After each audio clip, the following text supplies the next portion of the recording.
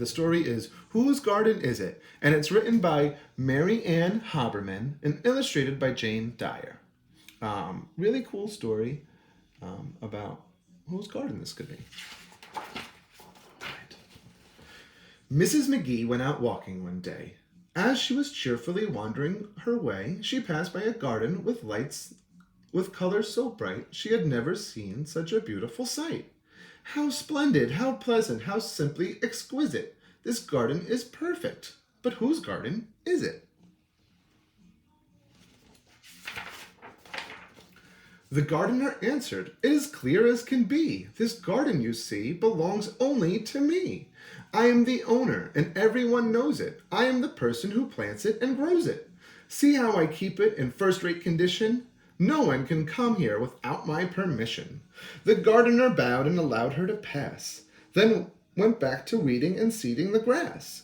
He grumbled to see some lettuce was gone, and stamped on some strange bumpy lumps in the lawn. Then Mrs. McGee heard a sharp little squeak. Up popped a rabbit who started to speak. "It says it is his, but I cannot agree. If no one comes here, then what about me? I lived my whole life here. Just see how I dine. He grows me my dinner. This garden is mine."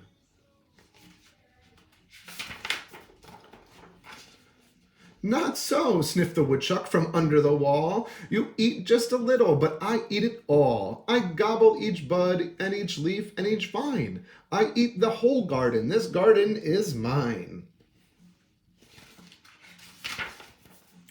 "It's mine," the bird twittered from high in a tree. "The worms in the garden were put there for me." "Not so," sighed the worm. "Why, I make the soil fine, and that is why I put here. This garden is mine."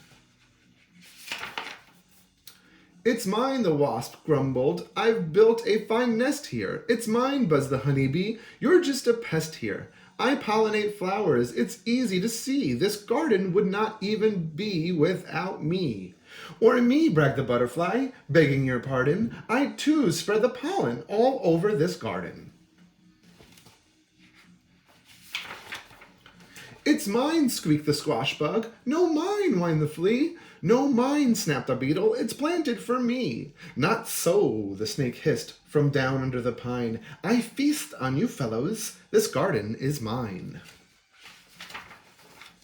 "It's mine," groaned the mole. "It's full of my furrows." "It's mine," squealed the vole. "See my bumps and my burrows." The toads and the turtles, the squirrels and hares, the chipmunks and crickets all claimed it was theirs. Then Mrs. McGee heard a hum in her ear. Who was that calling her? What did she hear? "It's mine," a plant rustled. "I blossom in season. If this is a garden, then I am the reason." "No, mine," a weed whistled, a wave in the breeze. "You have to be planted. I grow where I please." "It's mine," brushed the soil. "That's perfectly clear. Nothing could grow here if I were not here." "It's mine," barked the tree, "for I shelter and shade you. And as my leaves fall year by year, I have made you." "It is mine," smiled the sun, shining down on the tree. "I bring heat, I bring light. Nothing lives without me."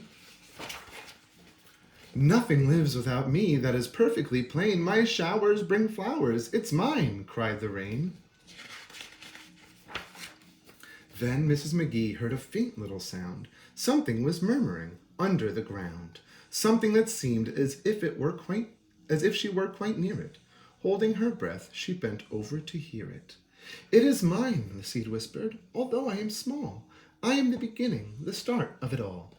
The others may help me, but all of them know, without me to grow from, no garden would grow."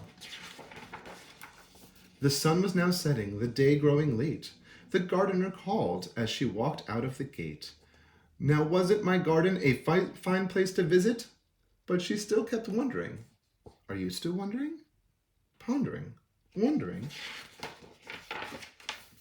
Whose garden is it? And I think we all know that. It's everyone's garden. Not one person contributes to the garden. You have the bugs, the bees, the animals, and the people all helping out. So I hope you enjoyed my story. And then you guys have a great Tuesday. Bye now.